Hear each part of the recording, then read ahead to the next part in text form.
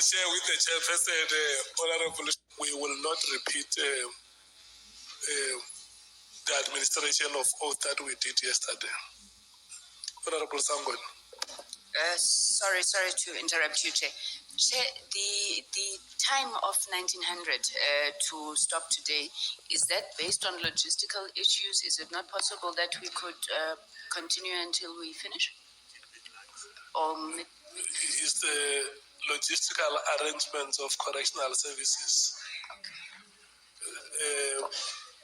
Secondly, there is no electricity in Tshwane today. The whole of the surrounding is blacked out. But because of their agility and ever-readiness, they have organized generators that keep us going. So if you experience difficulties with your live feeds outside, you must know that is beyond their competence. They have arranged for us to have our proceedings uninterrupted. They have a generator. They also have a backup so that we can do our business with ease, and for that, we must thank them so much. SC, I'm handing over to you. If you can start by explaining the part of the statement, and then we can proceed.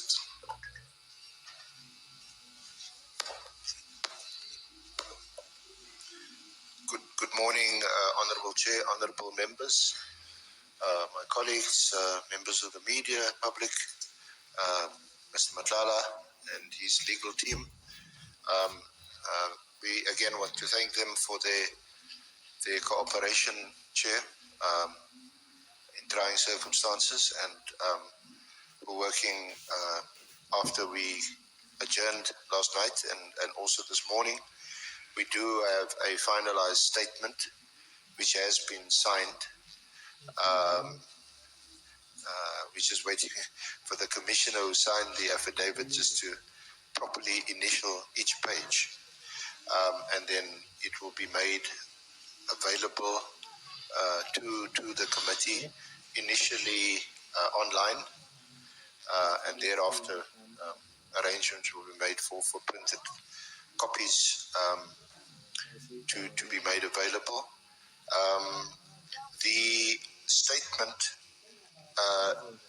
is not that much materially different from the draft we had yesterday, and perhaps with your leave, Chair, can we just wait for the original to be brought back by the head of this facility, who's with the commissioner at the moment, and then I can better deal with some of these changes that have been made. As I said, they're not major. Some of them we had already dealt with yesterday, and then Mr. Matlala can confirm that under oath. In the meantime, with your leave and the committee's leave, we can, and obviously with Mr. Matlala's concurrence, we can proceed. In the meantime, there isn't anything at this stage anyway that touches on any changes that him and his legal team made to the affidavit, which will prevent us from proceeding immediately. Thank you, Chair. With that having been said, can I check, honorable members, do you agree that we proceed? If there is any objection, you can raise your hand without having to rotate. I don't see any objection. Mr. Matlala, are you ready? Can we proceed? Yes, I'm ready. And you agree with the statements that the SC makes? Yes, I agree. Okay, thank you so much. SC and Mr. Matlala, good luck in your engagements. We will run until 12 o'clock. We will decide at that time if the SG is, if you are done with the presentation of evidence. If there will be more time, the committee will decide how it allocates. For now, we allocate you between now and 12. Thank you so much.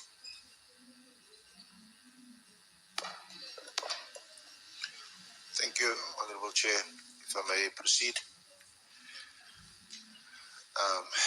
Good morning, Mr. Matlala. Mr. Matlala, I just want to kick off with your allegations regarding former Minister Cele. You made some allegations yesterday which are clearly very serious, that you made 2 payments to him and you deal with that. Do you still have your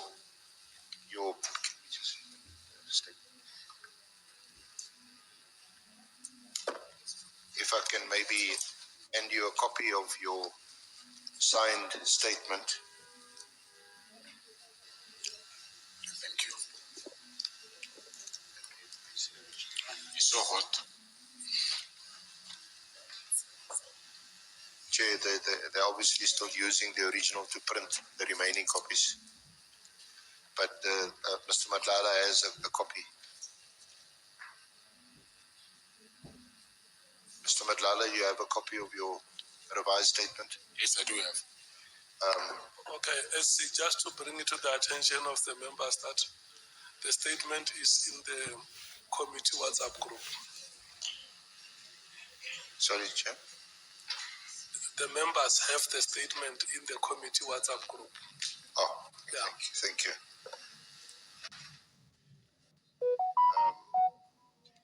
Mr. Matlala, I kicked off with saying that I want to just revisit your allegations yesterday that you paid or made 2 payments to former Minister Cele, and you dealt with that in your statement at page 23, 24 and 25.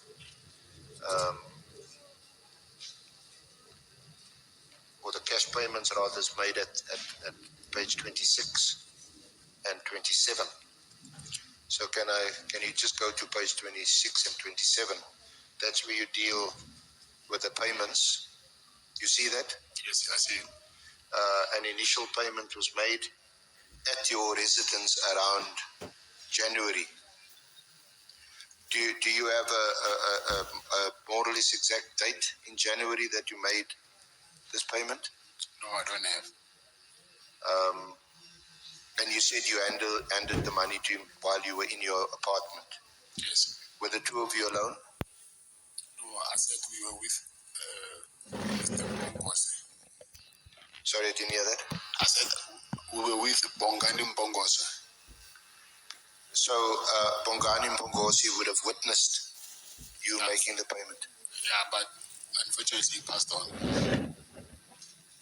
So he's passed on. So you don't have a live witness. I don't have. So how was this? How did you get this money? Did you go and draw it at the bank or at an ATM? And you would have a bank account. Can you produce your bank statements to show a withdrawal of a cash amount either at the ATM or at the bank? Yes, I do not have access to my banking app, but the police, they do have the copy of my bank statement. So I cannot get bank statements from you. So we can at some point get a copy of your bank statement. Yes, I think if I can check on my, because I already have the disclosure of the docket from a criminal case, chances are the statement might be there as well. Okay. We'll see if we can't during the course of the day, perhaps while you face some other questions, with the assistance of Mr. Forbe, get hold of that, access that bank statement. So just tell us what the circumstances were. Did he ask to stay at your apartment, or did you offer that he stay at your apartment? Yes, he asked. And what was his reason? He when he told us, when he testified before this honourable committee, he's a pensioner, and if there's an offer by someone to stay in their apartment, he's not going to say no, and it sounds quite plausible.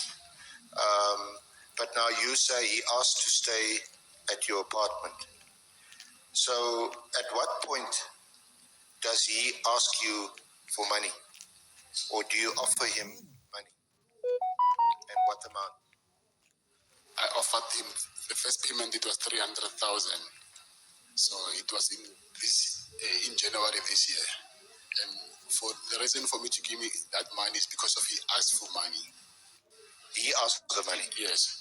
Did he mention 300,000 rand? He actually wanted 1 million rand. He actually wanted 1 million? Yes. And your response was, I can't give you 1 million, but I can give you 300,000. No, I didn't give him 300,000. I gave him 3, and then again I gave him 2, like I mentioned. And the day I decided to stop, I was supposed to give him 300,000 again, but that never happened. It's when I decided to stop taking his calls. So just to summarize, he wanted 1 million. Yes. And you made 2 payments to him of 500,000. Yes.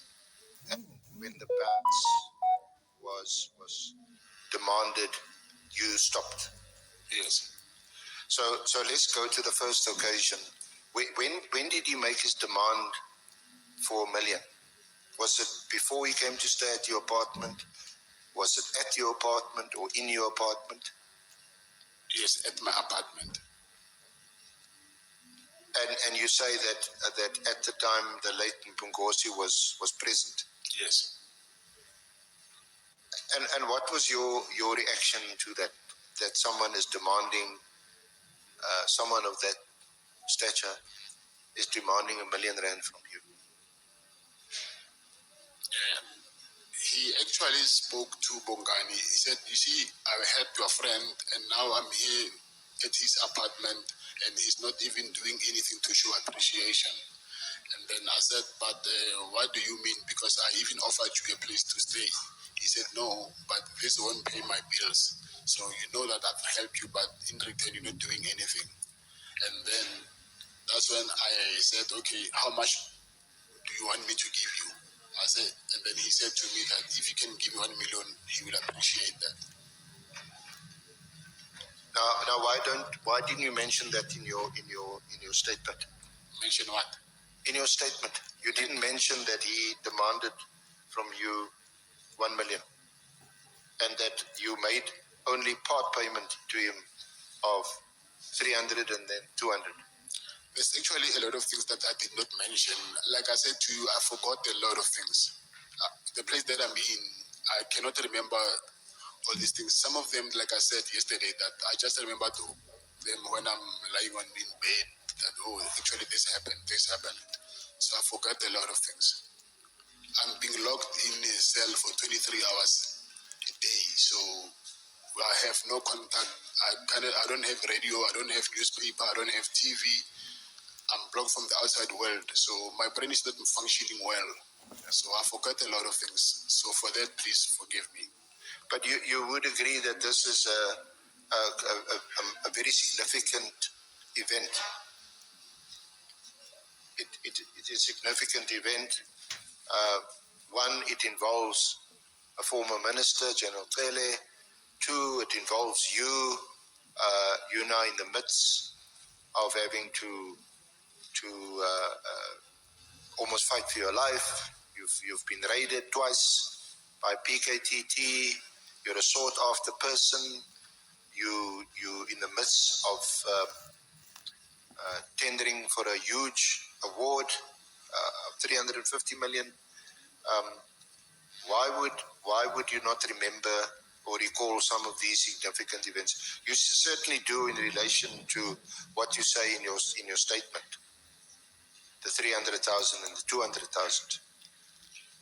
You're saying, why wouldn't I remember what? Why wouldn't you have recalled that his demand was actually for 1 million rand? I do not have